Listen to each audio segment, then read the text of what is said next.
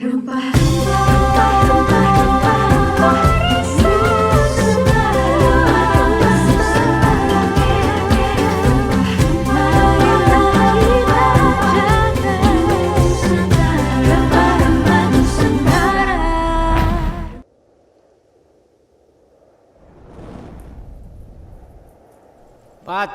bate lo tialo, bate lo limutu hulondalo, uudiondo di lalo, uameti tayuyualo.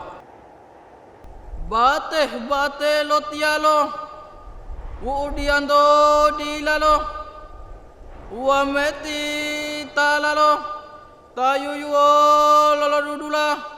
Payungo dula hulalo, bongango lola hepo, lo buat tomeleto, tumidero tomuto, ngango dato puputo, ilo putu ahuto, deilo hikindawalo, ode tomula popalo, bate bate lo tialo, uruto dilalo, di dumuali wametalo, tayuyuo talalo, painga dula hulalo, tepalai tadutula.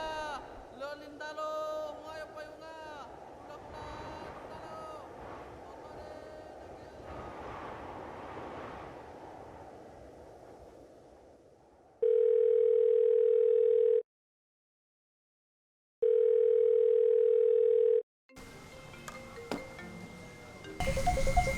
Tunggu, mau punya HP Chris? Ada yang mau telepon?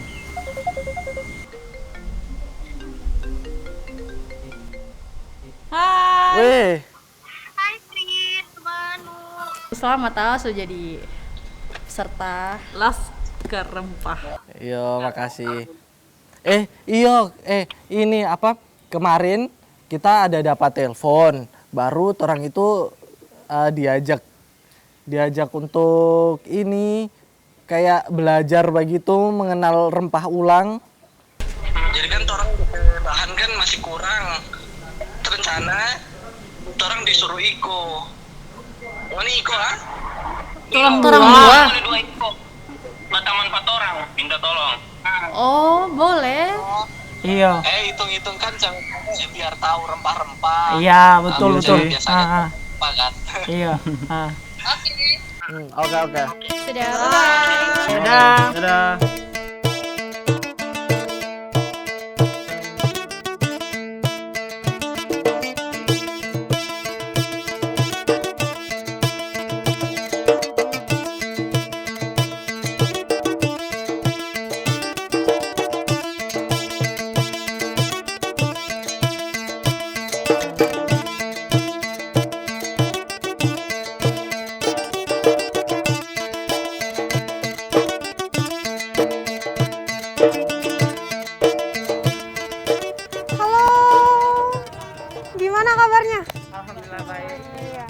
Udah siap nih jalan-jalan? Kalau di sebelah kanan kita ini, itu ada bangunan tua. Jadi dulunya itu sebetulnya dia sebagai bangunan Koprafon. Jadi Koprafon itu perusahaan milik orang Belanda yang difungsikan sebagai tempat penampungan kopra. Jadi Gorontalo itu jadi salah satu penyuplai kopra terbesar saat itu. Dan dari segi arsitektur juga masih cenderung asli ya, meskipun kita lihat ada beberapa kerusakan di bagian-bagiannya, tapi kebanyakan masih detail-detailnya masih asli. Gitu. Seperti yang kita tahu, karena zaman dulu kan belum ada pesawat, jadi satu-satunya transportasi ya via laut, dan KPM itulah yang punya peranan sentral dalam melakukan distribusi barang antar wilayah di Hindia Belanda.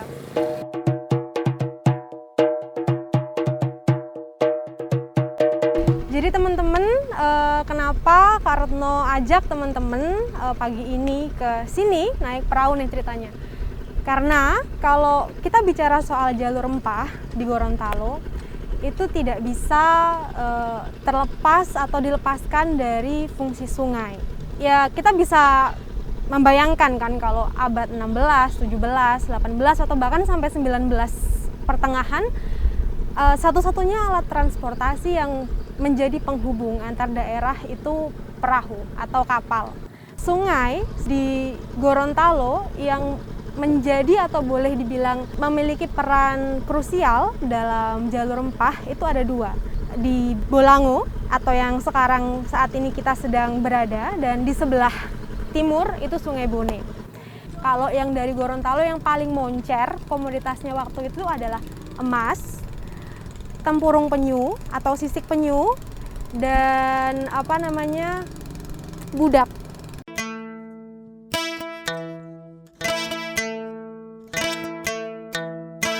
Sampai saat ini kami BPCB Gorontalo termasuk juga bekerja dengan Balai Arkeologi di Manado itu masih terus berusaha untuk mengumpulkan sumber-sumber baik yang tertulis maupun dengan melakukan ekskavasi.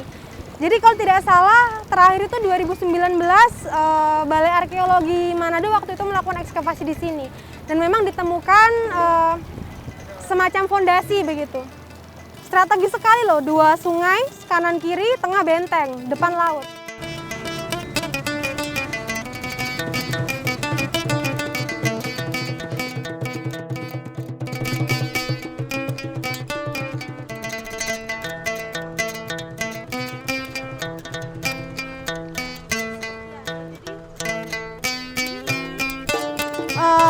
Jadi kalau kita ke Benteng Naso memang kesulitannya begini, secara fisik di permukaan tanah itu sudah benar-benar rata.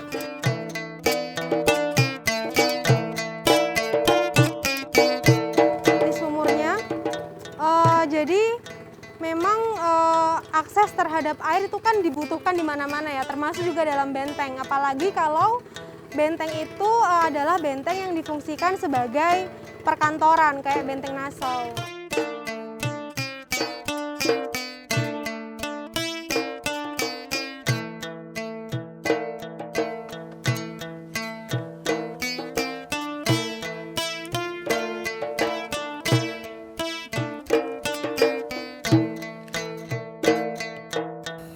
1677 Robertus Wartburg berkunjung ke Gorontalo melalui pantai utara dari Kuandang, dari Manado dulu, kemudian Kaidipang, kemudian Kuandang, dan dari Kuandang jalan kaki ke Limboto dulu, dari Limboto kemudian ke Gorontalo. Nah, di situ ada 10 hal yang harus ditaati oleh Gorontalo, termasuk salah satunya adalah mengamankan pelayaran dan perdagangan rempah di wilayah ini.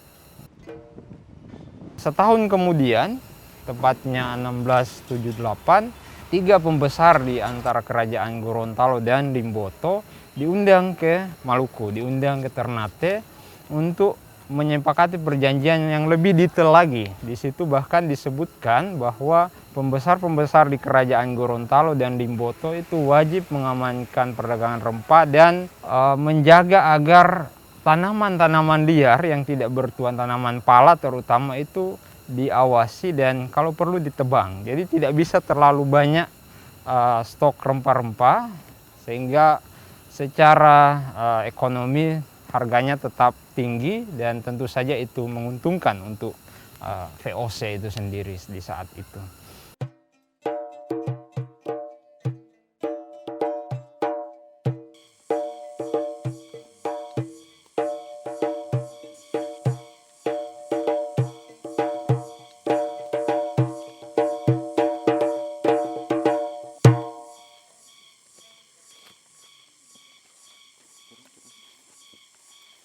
Om Jimmy.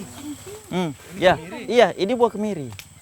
Oh, pete ini. Nah, oh tidak. Jadi kalau kemiri itu orang tidak PT, tapi orang kumpul yang jatuh di bawah. Iya, macam itu ya. Nih, Dila dan siapa tadi? Dila dan Ibnu. Nah, di sini kalau orang cara, jadi tadi kita orang coba kumpulkan. Nah, kemirian orang kumpul itu, nah ini akan dikupas. Nah, kita hanya ambil bagian buahnya saja, bagian biji yang di dalam. Oh, ini ya. Nah, karena ini kan masih kita baru kupas, dia masih basah. Nah, ini nanti Opa mau kasih kering pada rumah.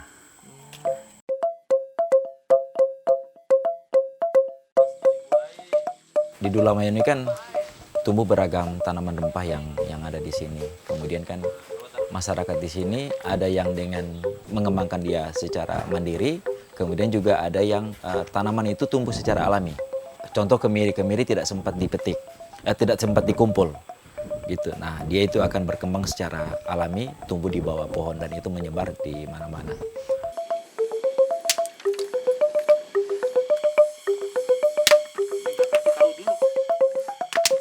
Kita sekarang ini berbicara masalah SDA, sumber daya alam di Dua Lama ini sangat banyak. Nah, ini tanaman rempah-rempah ini kita harus pertahankan. Sebab ini tanaman rempah-rempah ini merupakan tanaman secara turun-temurun dari sejak nenek moyang. Makanya kita tidak bisa hilangkan, justru kita kembangkan.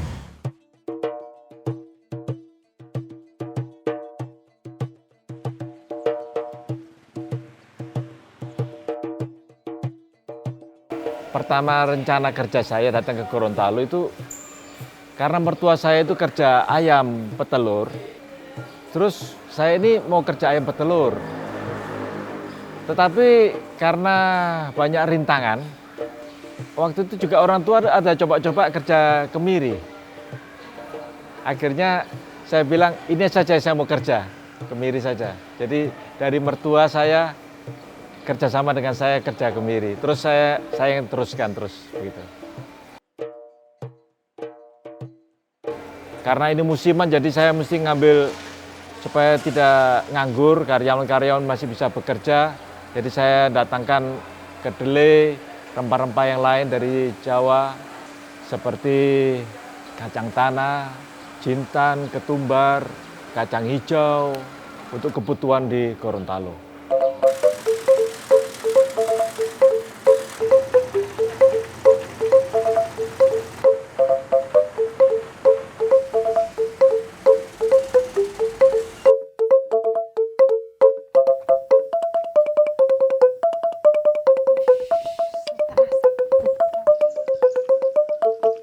Kemungkinan dulunya itu ketika orang-orang dari luar itu masuk ke dalam lewat Kuandang, itu kan melewati Benteng Orange dulu.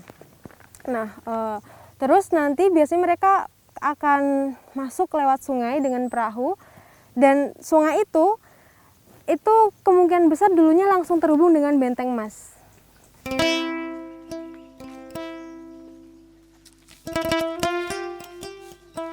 Komoditi ini menjadi sebuah kata kunci bagi sebuah tempat atau lokus di mana perkembangan pelabuhan, malah bahkan misalnya di situ ada benteng-benteng pertahanan.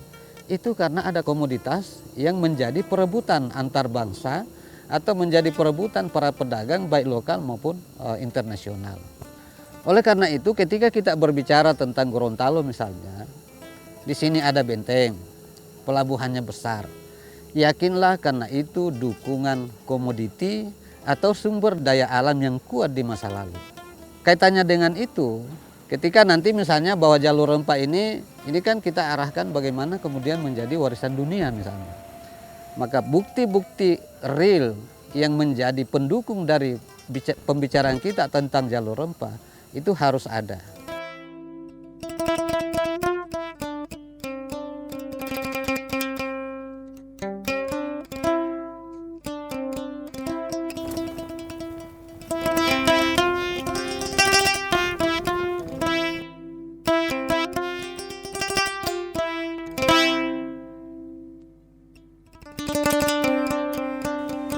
Kalau ini Pak, dulunya ini apa nih bangunan Pak?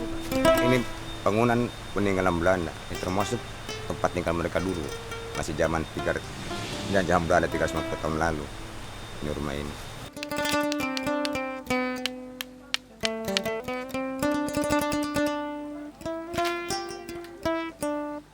Kalau ini apa ini Pak? Kalau ini bekas pengolahan Belanda. Apa itu? Mereka ini ampas mereka ambil emas. Ini ampas pengolahan mereka.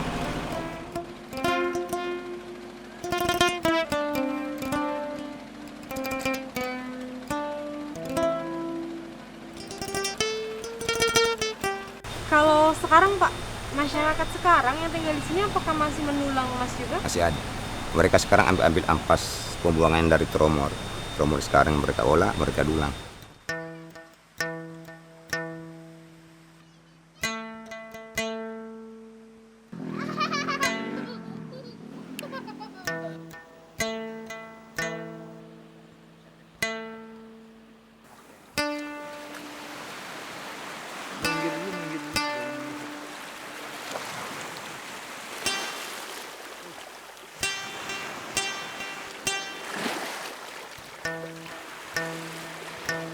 Cari apa itu, Pak? Emas.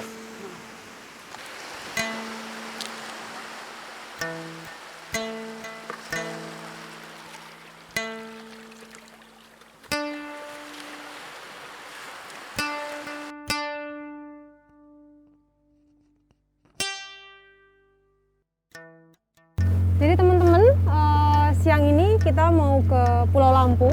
Jadi di Pulau Lampu itu ada beberapa tinggalan bersejarah, terutama dari masa kolonial. Dan di sana itu juga jadi penanda adanya jalur perdagangan di Gorontalo pada saat itu.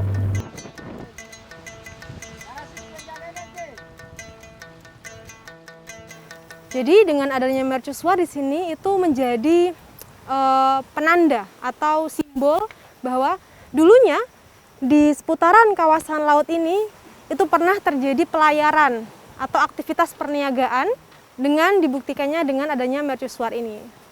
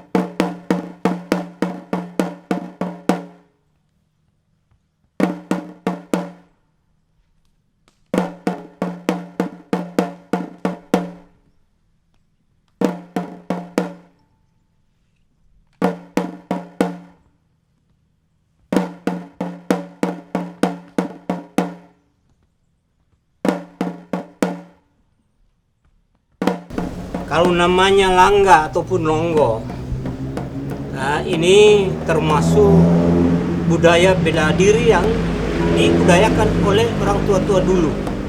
Sebab ini alat ini sebelum dipakai oleh orang tua-tua dulu untuk merebut kemerdekaan. Kemudian sebelum dipakai untuk bela diri, barang ini dipakai oleh orang tua-tua untuk dalam berkebun untuk membersihkan lahan-lahan perkebunan, sehingga masyarakatnya juga dari awalnya untuk membersihkan kebun, kemudian menanami seperti tanaman kelapa, tanaman jagung, pisang, ubi jalar, ubi kayu, dan lain-lain sebagainya. Nah, ini dari bahan ini tempat ataupun bahan yang digunakan oleh orang tua-tua.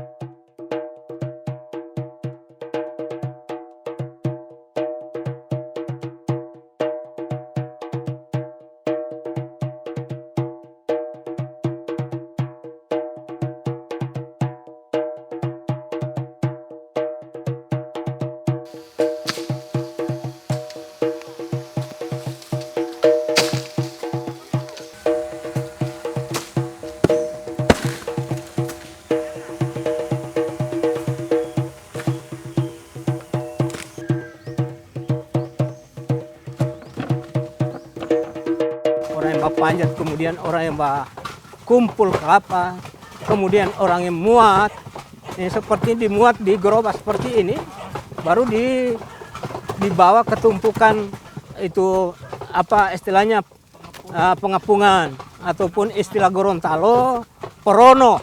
Porono. Ya, cuma umum rata-rata di mana masyarakat yang ada, cuma tadinya ini hanya diolah untuk minyak kelapa. Tapi dengan adanya harga kopra sudah mulai naik, nah, jadi sudah meningkat untuk dikeringkan.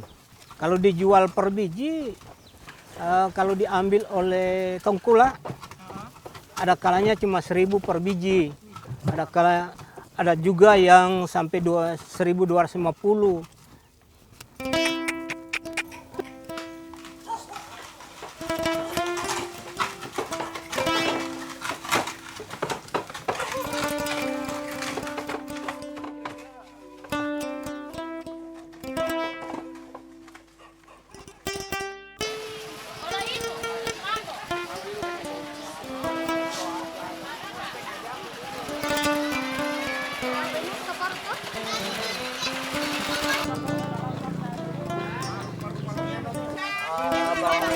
bawang putih 10.000.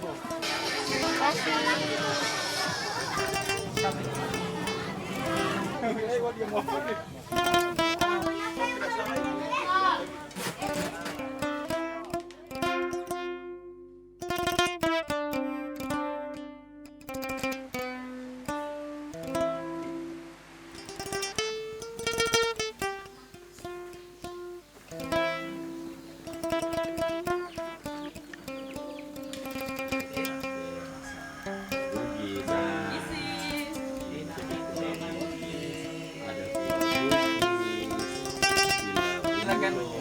sambil nanti. Sambil ambil ya, silakan ambil piringnya. Karena mau ini kan, wah lumayan jauh kan ada jalan tuh. Setelah perjalanan kemarin, orang banyak mengenal sejarah rempah dan budaya-budaya ciri khas daerah Gorontalo. Ada banyak ragam komoditi rempah, ragam makanan, dan seni tradisional yang dimiliki Gorontalo.